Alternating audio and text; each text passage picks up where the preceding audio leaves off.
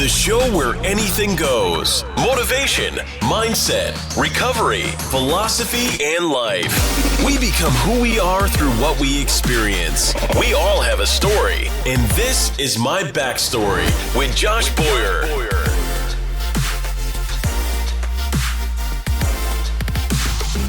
All right, so here we are on the My Backstory podcast.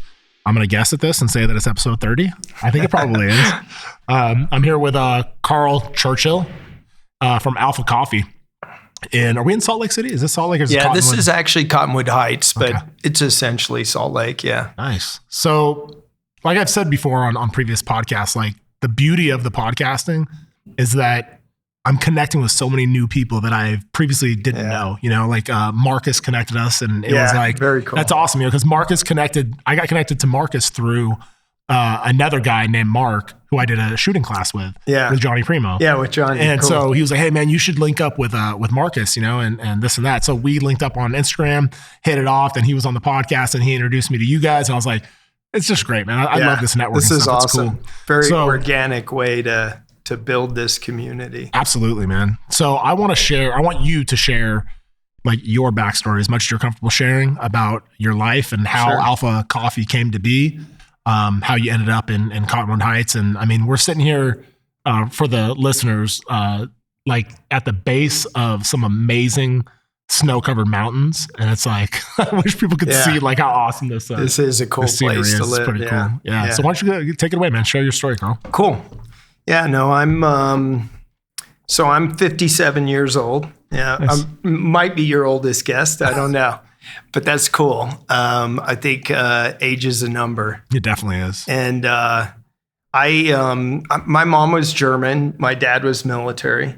And I was born in Germany, raised there about half my life. Yeah. Always on military bases growing up. Right. I grew up around a warrior ethos and a warrior mentality in a different time as well. It was a different generation. And, the whole time I was growing up was the Vietnam War. I was born in 1961. Yeah. My dad was a Vietnam vet. My stepdad was a Ranger in Vietnam. Oh, nice. And I always say that my football coaches were Army Rangers and my judo instructor was a Green Beret. And so I grew up around these men that really sort of shaped me, some negative and some positive. My dad and I have no relationship. He's not a nice guy. He was very abusive and he wasn't really in my life.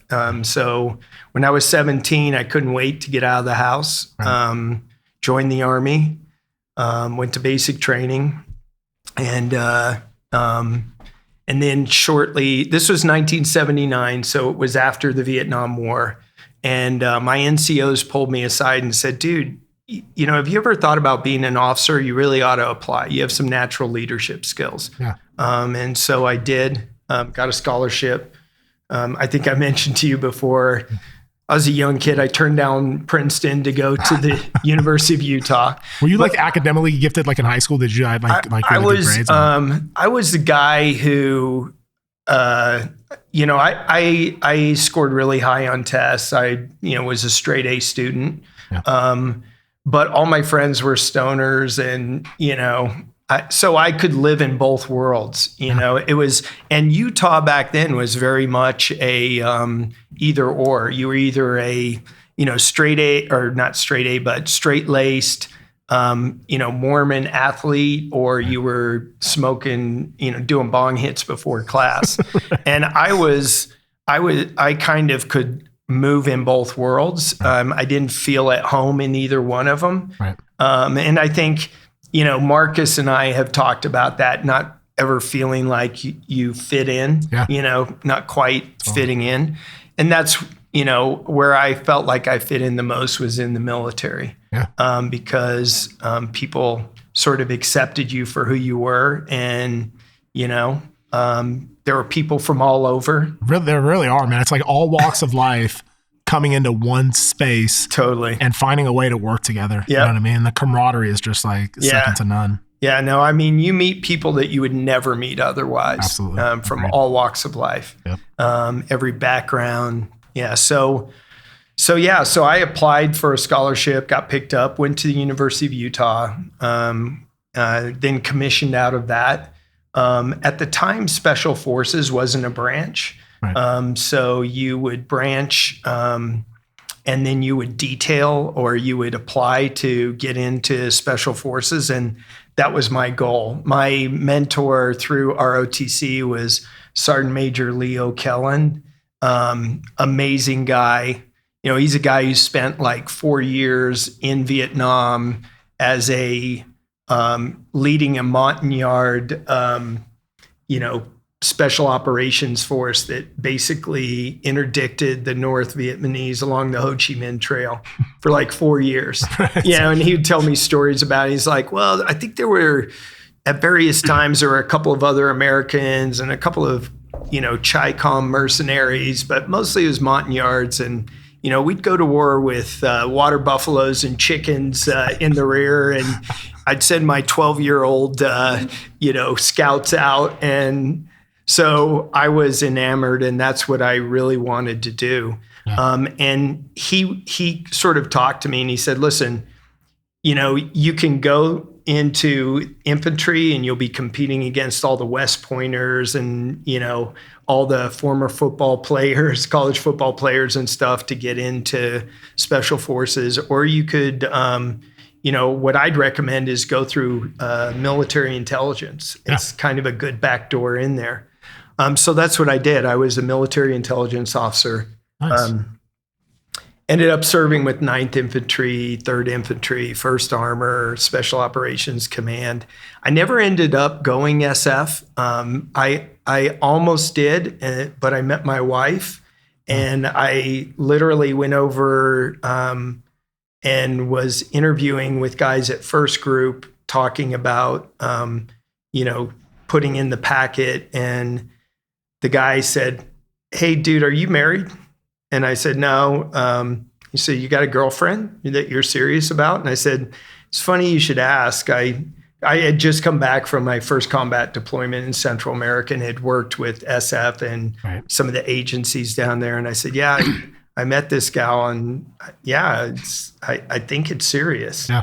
And he said, dude, I'm on my 3rd marriage. Don't do it. Yeah. And good advice. Yeah. And it made me sit down and think about, what is it that I really want? And you met my wife earlier. We've been together 32 plus years. That's awesome. What's the secret? The secret? Yeah. What do you think it is? Dude, I don't know. I think part of it is both of you being committed, and being willing to communicate honestly. Yeah. And, we've never lied to each other about anything. And we fight, if there's no passion in the marriage, you're gonna, there's gonna be friction every once in a while, but you just have to be committed to it and be able to communicate. Yeah. Watching you guys interact with each other earlier, like she's putting her head on your shoulder, and 32 years, and it looks like you guys are like newlyweds, Yeah, it feels that way. Every day I wake up and I think, dude, if nothing else, I did one thing right in my life. That's awesome. I kind of joke and say, I'm never going to win the lottery because I used all my luck up on getting Lori to marry me. So that's awesome. Yeah, no, she's the best. That's good stuff. Yeah. Man.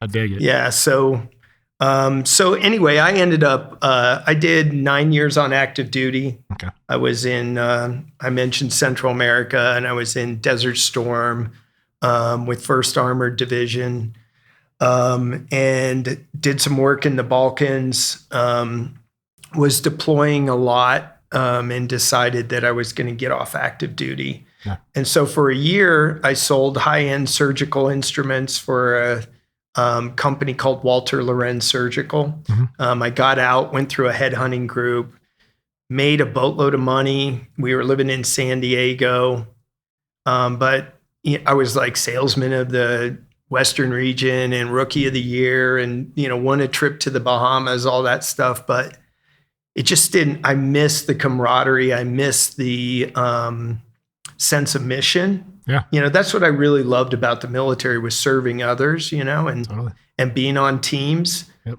And so I did a short tour with Special Operations Command Europe and kind of was trying on whether I wanted to go back full-time active duty, and decided that I had a little daughter at the time, Danae, who works for us here. And is 25 now. Nice.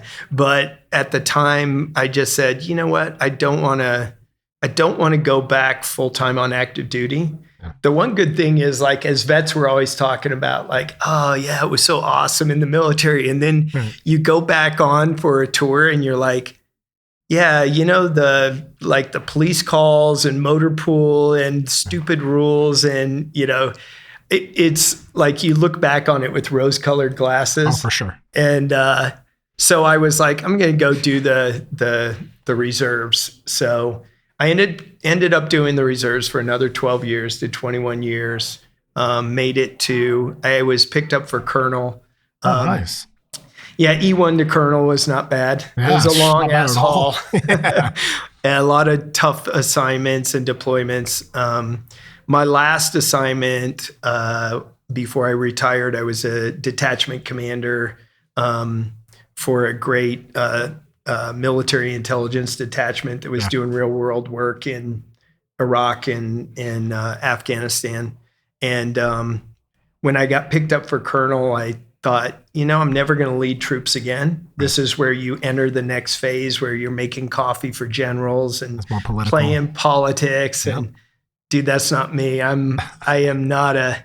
don't fit into that mold. Right. And so I said, you know what? I got picked up and I'm waiting to pin it on, and that counts. And if I'm doing this for ego purposes, I need to quit, because what I really love is leading troops, And so I retired. That was 2006. And then 4 years later, the war was still going on. I was feeling a little out of the fight, wanting to give back to the boys and girls that were still deploying. Yep. And so we started the coffee company. Nice. And it was September 11th, 2010, we started the company. Was that deliberate, or does it just happen to be? No, it was deliberate. We were thinking about it, and I said, it's like names and dates, and they're important. Yep. And so let's pick an auspicious date that we can launch the company. Makes sense. And so we did that, September 11th, 2010. And and we started out online only, shipping to people's homes. The company wasn't started as Alpha Coffee. It was started as Lock and Load Java.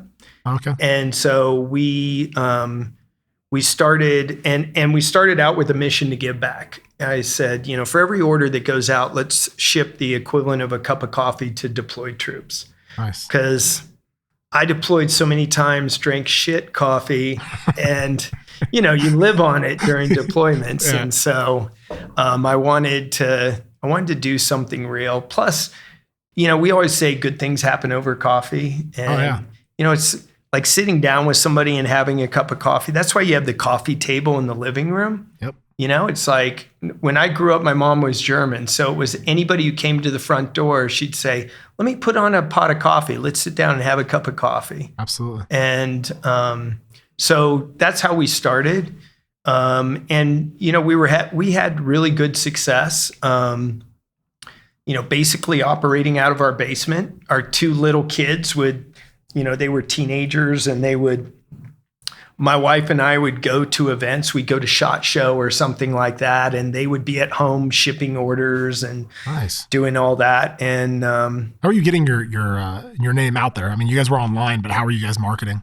It was mostly through social media. Okay. In the early days of Facebook, before you had to pay to play, right. It was we would post things on social media, and we grew to about 40,000 plus fans on Facebook, which back then was, a lot. Yeah. And it was the early days of Facebook. And then literally overnight, they flipped the switch and said, they throttled your reach, because we'd have, 1,000 people like some posts that we'd put. And then literally within a couple of months of them flipping the switch for businesses to pay, we were down to less than 100 people. So we did that, and we did a lot of networking within the military, the veteran-owned business community, which was helpful. Some people were really good. There are certain veterans that are like, dude, whatever I can do to help you, I want to help you grow your business. I want to help other vets to be successful. And there are other guys and gals that are like, no, it's all about me. Yep. And I want to have my success, and I work hard at it. So why should I help you out? Yeah. It's like anything. There's good cops and there's bad cops. Overall, I support the thin blue line 100%.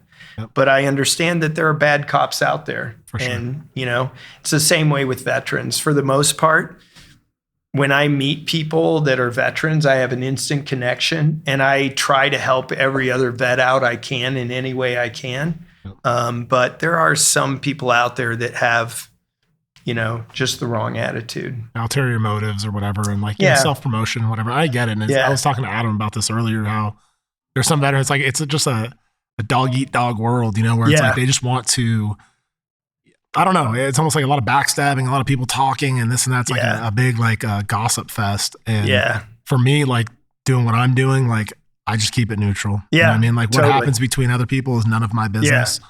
I want to network with as many people as possible. I'm not going to close myself off. Yeah, totally. And whatever I can do to help other veterans as well. I'm like, I'm more than willing, whatever, if I can have you on the podcast and promote it, like, I'm all about it. Yeah. Super cool. And I think, too many people think of things like, people will come in and they say, hey, are you guys affiliated with Black Rifle Coffee? And I'm like, no, I know those guys. I met with them. I wish them luck.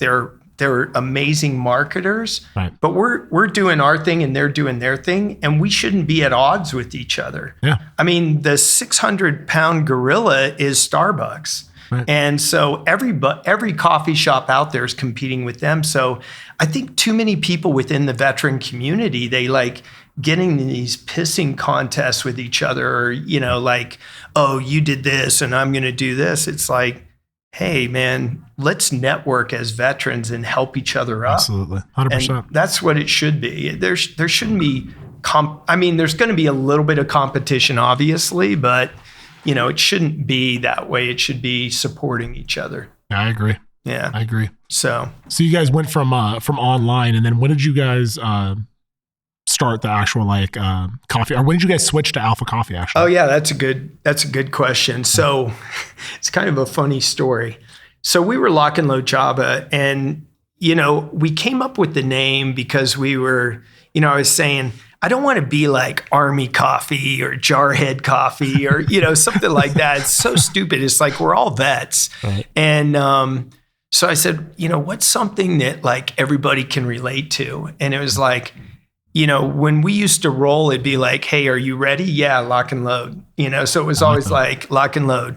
And so, I thought, well, every branch of service, any military person would like that, or would relate to understand that. It. Yeah, understand it. And it was kind of like, hey, I'm going to lock and load for the day. I'm going to get my K-Cup or my coffee, my French press or, AeroPress, and have some coffee, and I'm locked and loaded for the day. So we start out with that. And then all this gun violence started happening. You had, and this was 2010 on. Yeah.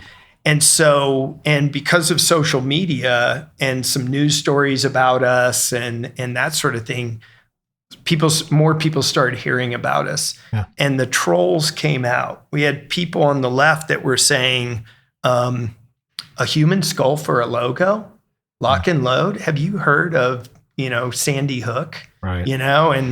And then we had people on the right that were sending us pictures of aborted fetuses and saying, you got to put this on your site and tell them that, you guys are against abortion. And I'm like, where did we get from awesome coffee and giving back to, pictures of aborted fetuses, or like people thinking that we're like, and full disclosure, I own a small arsenal. I am a Second Amendment supporter, but that wasn't what we were about. Yeah, for sure. So we struggled for a year and a half with, what do we do? How do we get this back on track? We've got a brand that's starting to get traction, and in the meantime, Black Rifle started to really blow up on social media, and I said, good. Black Rifle, they've got, it's right in the name of the company. They're about the Second Amendment. They're about, conservatism. Good for them. That's awesome.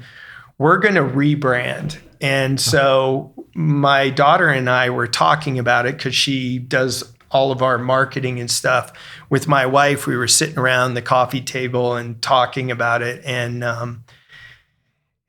she said, well, we were like one of the first veteran-owned coffee companies, We were like, and, we're still one of the top ones. And I'm like, yeah, I don't know what we should do. And she's like, oh, Dad, you're such an alpha. You'll figure it out. And I'm like, alpha, the first, like the top. What about Alpha Coffee? What do you think?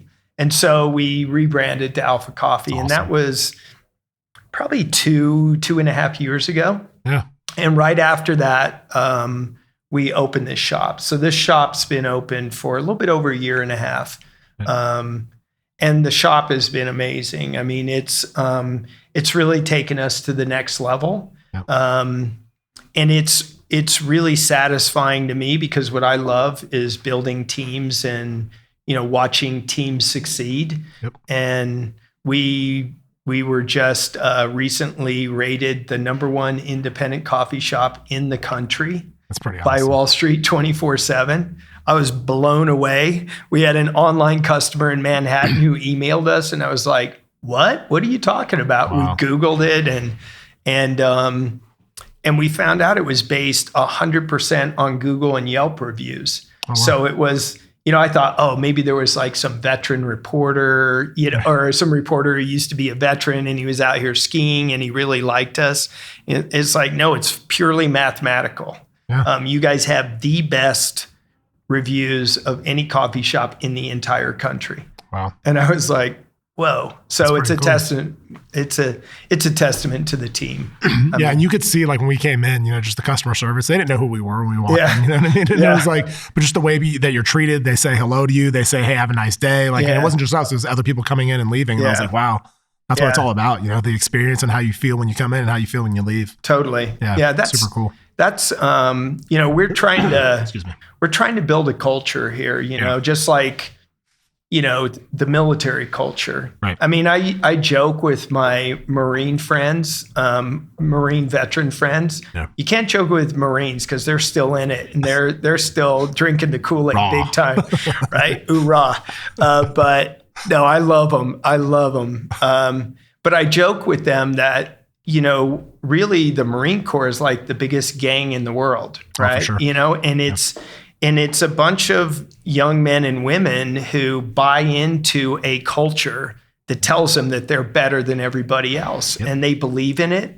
And so they do become these amazing cohesive units. Totally. Not all of them, but and so there's a different feeling. The Army is way bigger than the Marine Corps, and size has something to do with it.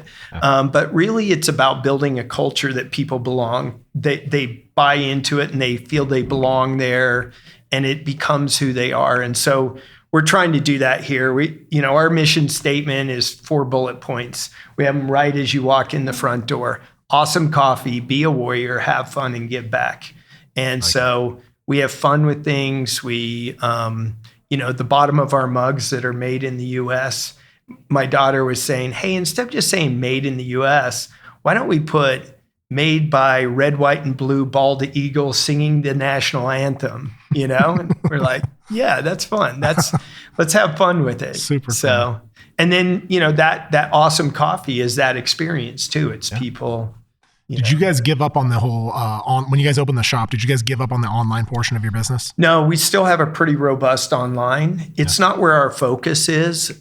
We focus more now on the coffee shop. And then I would say our wholesale is really taking off. Yeah. And it's because our coffee is so good. Right. Online, you have to compete with Amazon, and the shipping is hard. We subsidize shipping significantly. Right. And we're in that awkward place where, if you're selling something that doesn't weigh a lot and it's small, then your shipping costs aren't going to be as high, or if it's a high dollar item. The nice thing about coffee is people are rebuying it. But if your shipping costs, because, our bags are big enough that you can only fit so many into the flat rate shipping boxes. And so our online is still good and it's growing, and people come through here, or they're out here skiing and come by the shop. A lot of them are like, dude, your coffee's amazing. And we're like, yeah, you can find us online. So, so that's still a good business for us. But I'm all about diversifying risk. And so that's where we've got the coffee shop. We've got a coffee truck we're getting ready to roll. Nice. It's going to be a lot of fun. That's cool. You see a big black, van rolling down with a skull and lightning bolt on the side. Awesome. It's going to be fun. Have you guys, have you ever heard of Ship Hop? Yeah, I have. Yeah. I don't know what I brought it up on a couple podcasts where people that are shipping stuff, I'm like, well, I don't know if it goes across all, if it's just apparel or if it's whatever, but I have a buddy who was doing apparel and he was like, listen, man, I'm traveling all over the world. Yeah. And I just don't have time to be like shipping stuff out and right. I just don't need that headache. So they warehouse all of his inventory. Yep. And then when someone places an order, he has like a work credit card that they have on file. So when people place an order, it just charges his work credit card. And and it ends up being cheaper than what it would cost if he were to go to USPS and ship it himself. Yeah. And I don't know if that would be an option for you guys, but it's something I haven't looked at them specifically, and we definitely will. The challenge we have is that we pretty much roast to order. Okay. So we're roasting, pretty much every day, or at least a couple of times a week, and then getting things shipped out real fresh. So, if it's sitting on the shelf too long, I'm all about like the coffee's got to be. I'm a total coffee nerd. I think when you guys walked in, I was like, dude, I'm a coffee snob. I drink it black, or we have the Viking, which I'm drinking right now, which is kind of a bulletproof type thing. It's got butter and sea salt and, nice. Half and half in it. It's delicious. I like it. But yeah, it's all about, I was in Central America where I think some of the best coffee on the planet is grown. I was deployed down there in the mid 80s, and, we're literally patrolling through coffee plantations. Yeah. And to show you how stupid I was back then, I was like, hey, what kind of trees are these? And guys are like, I don't know, man. They're like these little red berries. What are these things? But if you're not from there, what I mean? Like if I was walking down, the street here in Utah and I saw a coffee tree, I have no clue what it was. I've never seen one. And there's so much bad coffee out there. Yeah. It's like everything. I mean, it's like a steak. You can get a steak that is amazing, like life-changing, or you can get a steak that, somebody's, just cooked up and it's at a fast food type place, Right. It's like the steak and eggs, sure.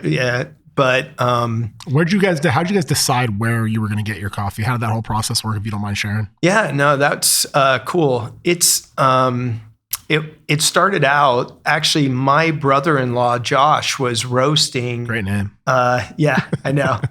All these Joshes in my life. Yeah. No, Josh was roasting coffee up in Washington. My wife's from Tacoma, Washington. Oh, nice. I met her when I was stationed up at Lewis. And Josh was roasting, and we were always drinking his coffee. We're like, man, Josh's coffee is amazing. It tastes so good. Huh. And so he started roasting for us, and that's how we started out. And he ended up getting out of the business. Life happens. Him and my sister-in-law got divorced, and they're both awesome people, and we love them. But they're better apart than they are together. Yeah.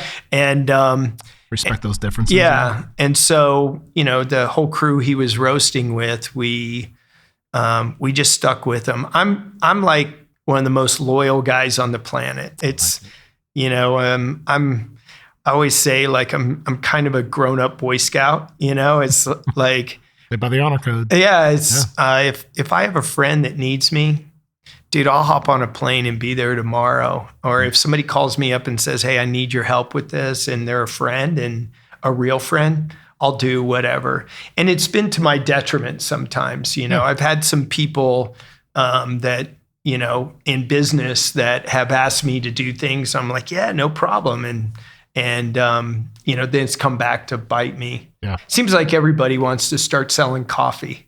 It's kind of there's so many veteran companies that like, we're a t-shirt company, but we also sell coffee, or we're a, whatever company, like, and it's like, it's all good. Yeah, for sure. Where do you see Alpha Coffee going? Like, what's your goal? My goal is to grow our team. I absolutely love seeing you met some of the young people on our team. They're all millennials, and everybody, talks shit about millennials. I think they're awesome, man. They are. I mean, there are some things about the generation that I kind of scratch my head about. Right. And I'm pretty anti-hipster, I hate to say, but I'm like, I'm all about authenticity. I mean, what you see is what you get with me. I'm a no bullshit kind of guy. Yeah.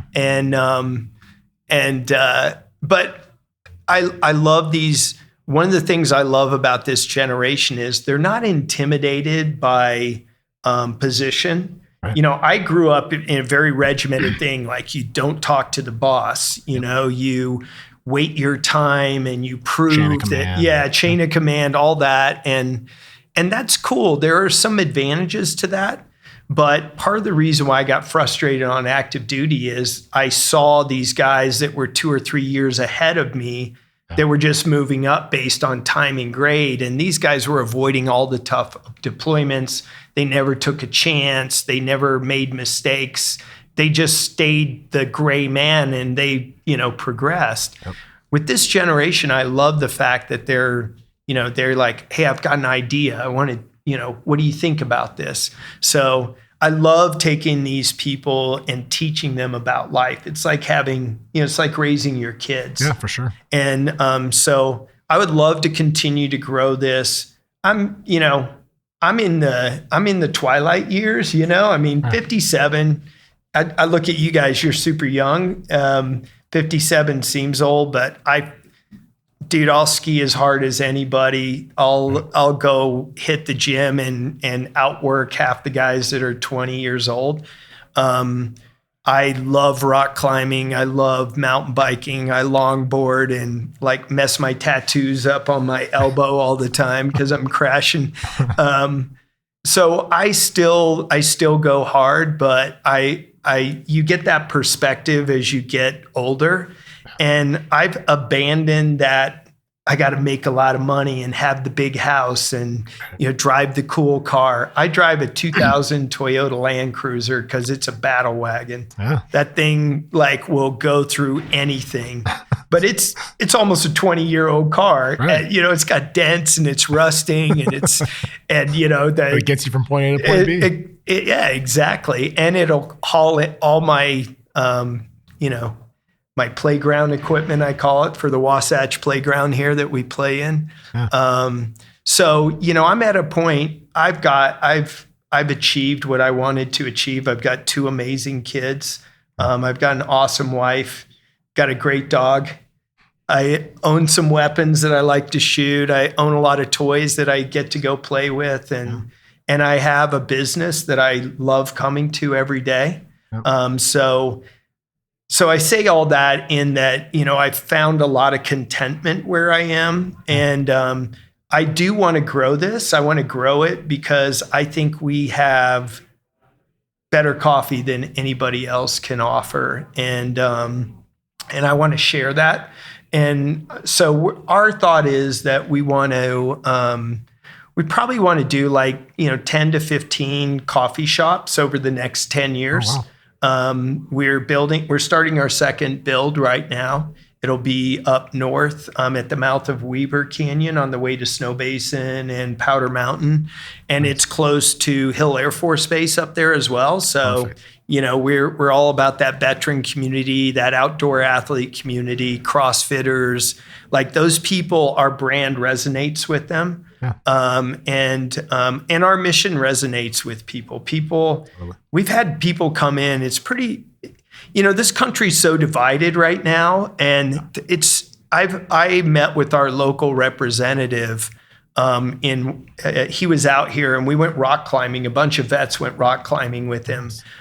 John Curtis is his name, and I said, Congressman, I'll tell you that I think 75% of Americans are within arm's distance of each other. It's just, you have these people on the extremes that are yelling the loudest, and they're pulling people apart from each other. And, I got to be on the blue team or I got to be on the red team. Dude, I'm an independent, and I am very conservative about some things, and I'm very progressive about other things. Yeah. I'm about freedom. I'm about, the opportunity to live your life the way you want to live it. This is the greatest country in the world. Yep. And, people talk about like, oh, well, we have gun violence, or we have low test scores, or this or that. It's like, being the greatest country in the world doesn't mean that you have the highest test scores in the world. Right. It means that you have the freedom to live the life that you want to live. And so I do believe we have to be careful about government encroachment on our personal freedoms. At the same time, I also think government plays a role to keep corporations in check, Yep. I mean, I'm old enough to remember when like rivers used to catch on fire because, corporations were dumping chemicals into them.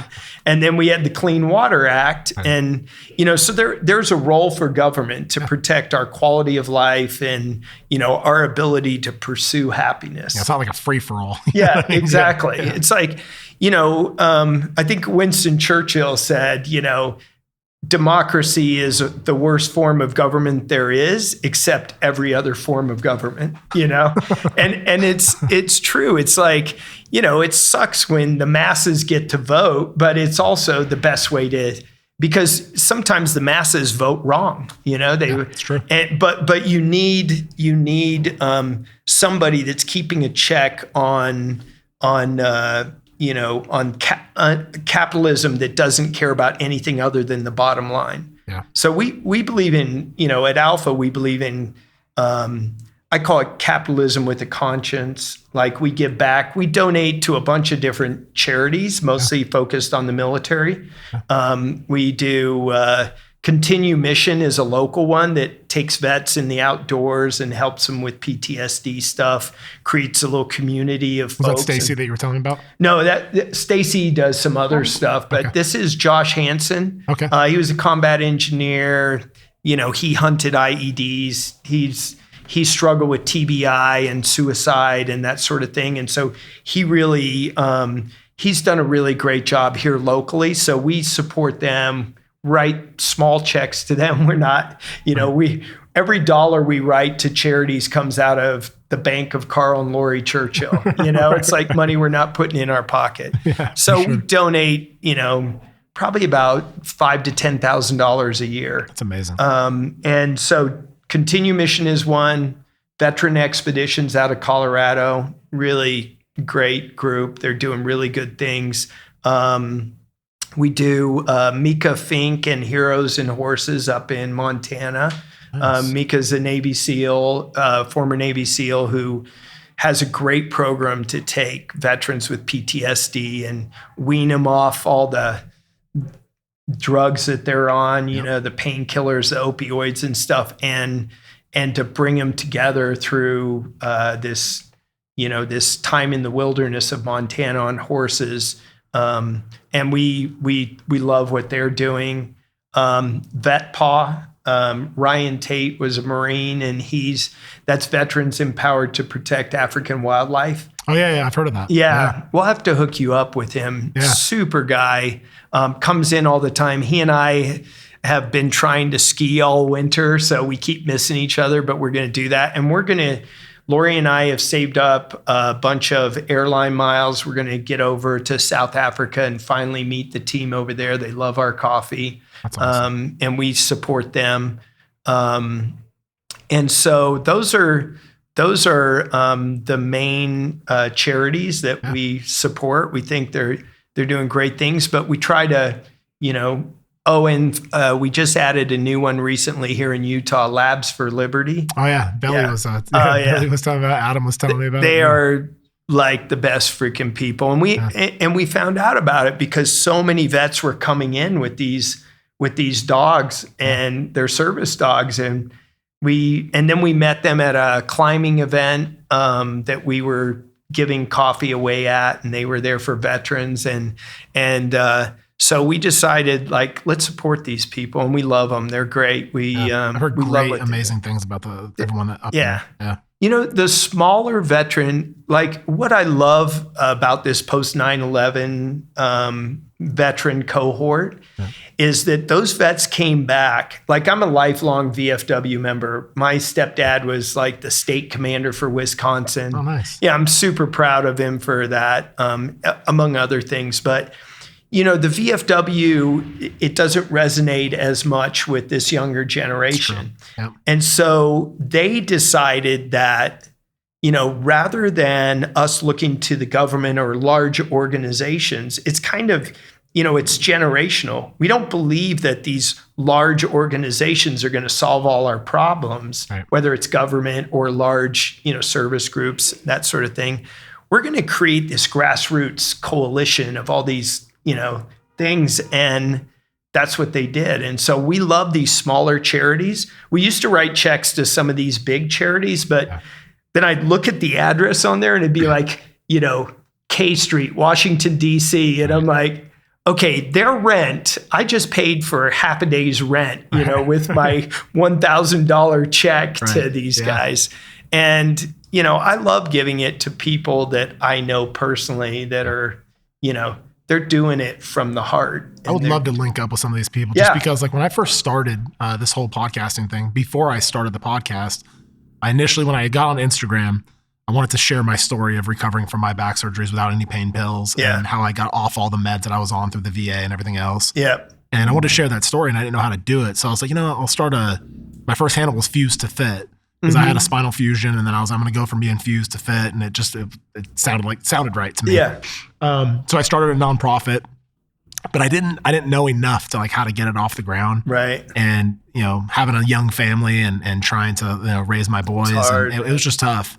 And so I just changed directions. I was like, I'm going to dissolve the nonprofit and do it another way, give back in another way, even if that's just doing a podcast with somebody and letting them share their story and get their message out there. For me, that in a way that's giving back, it gives them their time to shine, That's awesome, man. Yeah. I love what you're doing. I told you that earlier, it's I appreciate it. It's so cool. It's a way for people to understand, dude, I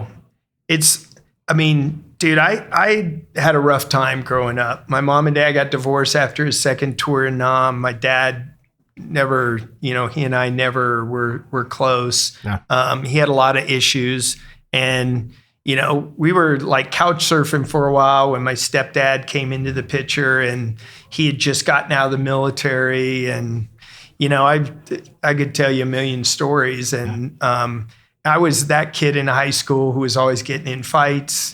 I was getting straight A's, but I was also like out in the parking lot saying, yeah, bro, let's go.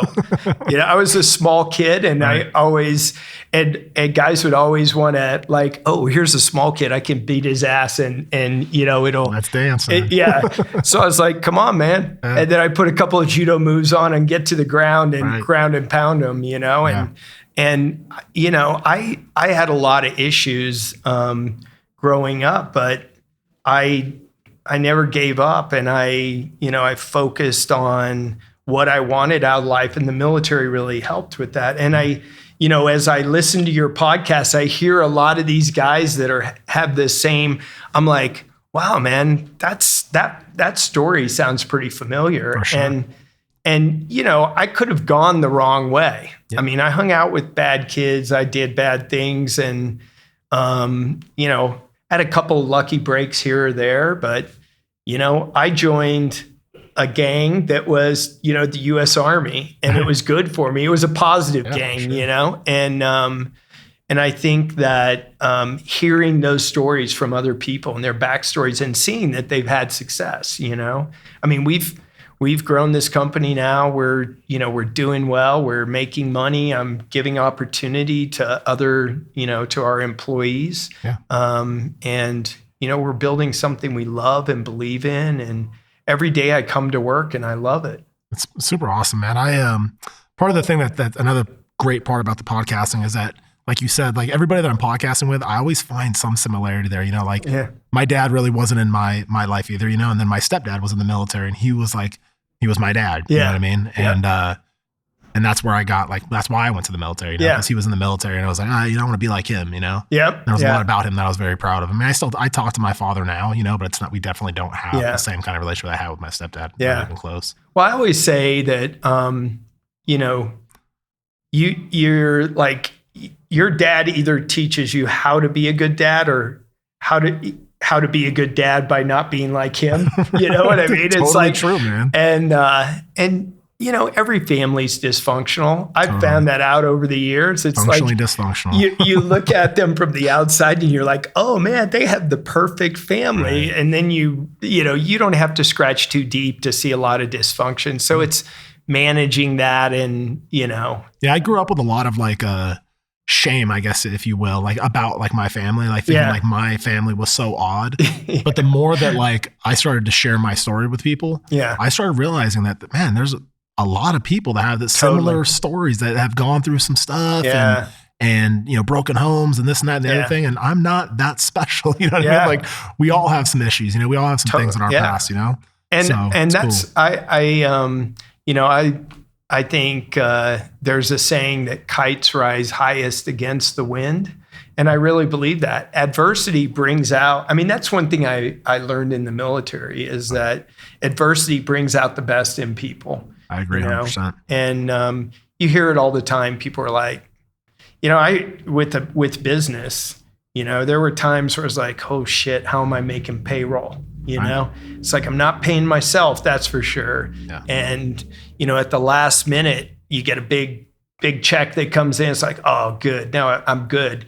And those sleepless nights and that sweating and, persevering and turning obstacles into opportunity, that's what it's about. That's what breeds success. Yeah. What drives you? What drives me? Yeah. Where does your passion and your drive come from? Yeah, I think some of it is, I want to be a good person. Yeah. I feel like, I've seen so much evil in the world. Yeah. On deployments and stuff, I could tell you stories that just, turn your stomach, and you see so much evil in the world. And, but you also see so much humanity and so much goodness, and people that have nothing that are willing to, bend over backwards, take a risk, help you out in some way. And so I want to be, I'm a firm believer we're only on this, world for a short period of time, and we're having this experience in this sack of meat that's our body, Totally. And so we should revel in that. Part of that is enjoying the physical aspect of life. I'm a fan of the Stoics, and I always say I was born in the wrong time. I would have loved to have been in a time where you were truly exploring the world, going places. I would have loved to ridden a horse over the Rocky Mountains, and that pioneer spirit, I really love it. But my passion is about, I want to be a good person. I want to be an example to other people. I want want to create some good in this world that, gives back to the community. Yeah. It sounds kind of stupid, but no, but you emanate that, when I first met you, when I walked in and met you, like you emanate kindness, you know what I mean? Like you thanks, can, man. if you're working toward it, you're definitely showing it, you know what I mean? Oh, absolutely. Thanks 100%. man. So I think it's really cool. And I think what you're doing is amazing, especially the fact that like you hit on a topic about profit, where it's like, it's not really about the money. I don't really care about the money. It's about like, building a good team and a good environment. And that's what it's all about. And I think that's where maybe it is a millennial generation that's bringing some of that forward, where it's about being happy, you know what I mean? And it's not so much about, the bottom line all the time. Yeah. I mean, that'll come. Yeah. I think that's a really important point because we're a for-profit. I always tell people we're not a non-profit because people are coming in all the time saying, hey, would you donate to this? Would you donate to that? And I'm like, at the end of the day, I still have to pay my mortgage. Right. And so, money is there, but when you just chase money, I see this, the benefit of being in, my late 50s is I can look back and I see my 20-year-old self, my 30, my 40-year-old self, and I see that evolution and that understanding. And, I see people that make a lot of money and all they do is spend more. It's like, okay, so you're making a lot of money and you're driving this big expensive car and, you're in this house and you have the whatever it is that, you like to spend your money on, but you're building your own prison, because you got to make that nut every week. Yeah. And oh, by the way, it's like I can go ski on 5-year-old skis and have just as great a day as the guy who spent $20,000 to fly out here and rent this amazing place. And, that's part of the reason we chose to move here is Lori and I were talking. I've been an entrepreneur for a while. So I've been in a couple of startups where, just missed the brass ring by a little bit, we were starting over coming out here and I said, let's live someplace where we can play and where we can enjoy ourselves. And, we can, there are days where I'll go up world-class rock climbing within 30 minutes. I'll climb for a few hours with a buddy of mine and then come in and work the rest of the day. I'd love to do that with you, man. I've never gone rock climbing. Oh yeah. I've always wanted to do it. I have a buddy who was all about it when he was, when we were in high school. And I never really did it with him. And so he came over after my last back surgery and was like, hey man, and he threw me a rope, he handed me like this piece of rope. And I was like, what's that for? He's like, I'm going to teach you how to tie knots today. Oh, nice. And I was like, all right, cool. And, it sounds silly, but it's like, my dad didn't teach me. I didn't have a dad to like really teach me that stuff. So we sat there on the couch and, while we're recovering from back surgery, it's like, it gives you something to do, it was awesome. So ever since that day, I was like, man, I need to do that. I need to just go. Come out, man. I'd love to do it. We'll do it. It'll be fun. Super awesome. Yeah. So I'm going to ask you a couple questions that I ask everyone who comes on the podcast. If you had one book or one person that inspired you the most in life or in business, what would that book or person be and why? That's a good question. So I read a ton of books. Yeah. It's hard for me to choose one. There's so many that are great. And as far as people go, it sounds corny, but I'd say my wife. Yeah. Lori is, she's a super kind person, and she's very giving. People fall in love with her. I mean, it's awesome to be with her and just to see how people automatically are just drawn to her. And she's taught me so much about, like I said, I sort of grew up like, oh, you got to be, you got to constantly be proving yourself and you got to fight for what's yours. And you got to, I was, there are a lot of things. And I had just come back from my first combat deployment when I met her. And back then, nobody knew the term PTSD. Right. There wasn't, shell shock or whatever. Yeah, there wasn't anything. And I wasn't on a combat deployment. I went to Central America, and but I saw a lot of shit down there. And we were in, combat situations. Yeah. And so, I mean, I tell people, like, the day I flew into Tegucigalpa, like, we get in the vehicle and we, everybody gets their weapons and they're like, go ahead and chamber, around and just be aware that you're not in Kansas anymore. And we're driving off the airfield and I yell at the dude, the guy who's driving, taking us to the embassy. I'm like, dude, stop. This guy's killing these women. There are like 5 women kneeling next to the road and he's walking behind them and shooting them in the back of the head. And it was a police officer down there, or actually it might've been military. I don't know. But he said, oh, those are just prostitutes. They probably tested positive for AIDS and that's the way they handle it down here. Wow. And I was like, whoa.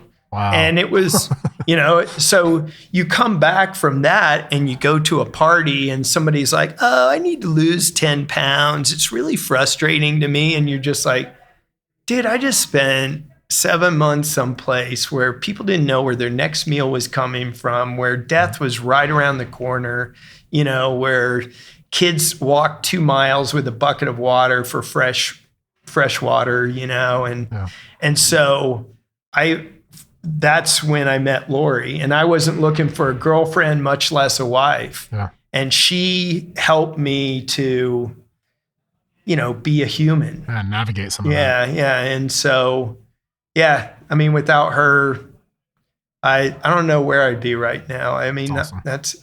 It's a... Yeah, for sure. And like a book, if you had one book, I mean, I know you have a lot that you read, but is there one that sticks out to you the most?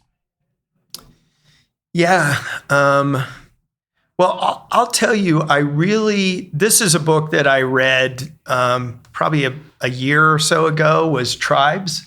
Have you read that by Sebastian Junger? I've never read it, but I'd like to. I've heard of it for sure. Dude, you should read it. I mean, he talks about, I think he is the one guy. So I really liked his movie Restrepo, and he's the one guy who's never served in the military, but really gets what brotherhood's all about. Yeah. Brotherhood and sisterhood, because, I mean, most combat units that I was in when male. were more male. I was a LURS company commander. It was all. Oh, that's so funny. Yeah. My best friend Phoenix was thirsty, and so he tells me about it, and I'm always giving him shit about it. I'm like, dude, it wasn't that difficult, but calm down. He's like, no, we shouldn't talk about it, and whatever. But and then they disbanded him, I think, in 92 or 96 or whatever. That's right. That's funny, man. I didn't realize that. That's cool. I was one of the few MI officers that got a LURS company command. Wow. Yeah, so he was in Vicenza, I think, was where he was stationed. I was in Germany. I was First Armored Division. Then we reflagged 3rd Infantry, and nice. Yeah, so but he kind of gets it. And Tribes is about that sense of belonging to a tribe and how that's kind of built into us as human animals. Absolutely. That's how we survived. Yeah. And that's how you survive now. I mean, you look at what's the challenges that we're seeing right now, like all the suicide among teens and all that. Yep. It's because they don't have a tribe, and the young men and young women don't go through this crucible that passes from, childhood into adulthood. They don't feel like that. That's what I was talking earlier about, this sweat lodge we did with the Navajo. Yeah. It was amazing because the elder that we met with, he said, we wanted to do this for you guys as war veterans coming here because, I guess there we go. Sorry about that. That's all. No, it's cool. Yeah. We want what we do within the Navajo call themselves the Dene. That's the name of the people. Right. And what the Navajo do is when their young braves come back, they feel like they're a part of, not a part of the Dene anymore. They feel changed. They're different. Right. It's anybody who's a combat vet understands that. You feel like you don't fit in anymore. Yep. And he said, what we do is we do a sweat and we embrace them and bring them back and wash away their sins, so to speak. Right. And we need more of that. We need to bring people in. We need people to be connected as a community. Absolutely. And so this book talks about tribes and that tribal sort of mentality. And so I think it's a great book for people to read. Yeah, for sure. I've heard of it, so I'm definitely going to check it out and read it. Definitely. The next question that I'm going to ask you is if you had one lesson that you've learned in life, biggest lesson that you learned that you wish somebody maybe would have shared with you, before you had to learn that lesson or whatever the case may be. And you can impart like some knowledge on a young kid coming up or whatever the case may be. What would that lesson be and why? I tell people this a lot is, for me, authenticity is, keep it real, be who you are, especially in this age of social media. Everybody's trying to portray themselves in a very curated way. And I get it. I understand. It's hard. It's hard not to fall into that trap. But for me, it's like, just be who you are. It doesn't matter if people judge you, if they, if people think that you're not cool because you weren't like the whole thing with the veteran community, like everybody was an operator. It's like, I'll be the first guy to say, dude, I wasn't an operator. I was an intel guy. I was with some operators and I did some cool shit and I felt good about it. And I was in combat and I've heard the bullets fly and I've been there, but I'm not an operator. I wasn't a Navy SEAL. I wasn't Special Forces A-team guy, and there's nothing wrong with that. Not everybody needs to have been that. And you talk to a lot of those guys, Johnny will tell you, it takes a toll on you, and so be authentic, be who you are and be proud of who you are. You don't have to be some tactibro, who was, it's like, if you like tattoos, get tattoos. Yep. If you don't like tattoos, don't get them. You don't have to get them because you want to be the vet, with the tattoos and, so, authenticity and just being comfortable in your own skin with who you are. That's something that took me a long time. I was always trying to be the tough guy, growing up and everything. And, I realized like, hey, I'm a tough guy. I can handle it. And it doesn't matter what other people think. At the end of the day, what matters is who you are. You are the person who's in charge of your own happiness. Definitely. Like, if your happiness is based on what other people think about you, then you have no control over your happiness because you can't control what other people think. Yep. So, dude, I feel really good about who I am, what I've done, what we're building here, who my friends are, so I'm happy. That's awesome, man. This is what I love. You know what I mean? Because like, it seems like the same messages that I like, it's every time I'm like talking with people, it's like the message that I hear is usually the one I need to hear the most. Yeah. You know what I mean? So it's like, thank you, man. I appreciate that. Thank you so much. And I genuinely appreciate you being willing to come on the podcast. And that's the beauty of social media, man. It's people linking up. And there's a lot of bad things about social media, but some of the good things I agree. Are the connections that you're making with people that become part of your tribe. Yeah, totally. And if there's anything that I can do to help you in any way in your company, please, like by all means, use likewise, me. And I'm more than willing. What's the best way for people to connect with you? We're on social media. I'm actually trying to hand it off to my daughter, to run our Alpha. We're on Instagram and Facebook. It's alpha.coffee. And we're on Twitter, but we really don't do much on Twitter. If people want to reach out, they should reach out on Instagram. Okay. And just, I'm happy to, I am more than happy to talk to people and do whatever. I love helping other people. That's awesome, man. Yeah. Well, thank you again. Brother. Up with you again soon. It was cool. Do some rock climbing. Let's do some rock climbing. Let's do some fun stuff. For sure. Talk soon, man. Thank you for listening to My Backstory. Stay motivated and stay connected off the show. Follow at my_backstory_ to be a part of the journey to recovery and to see where your story goes. Or visit us online at hereismybackstory.com.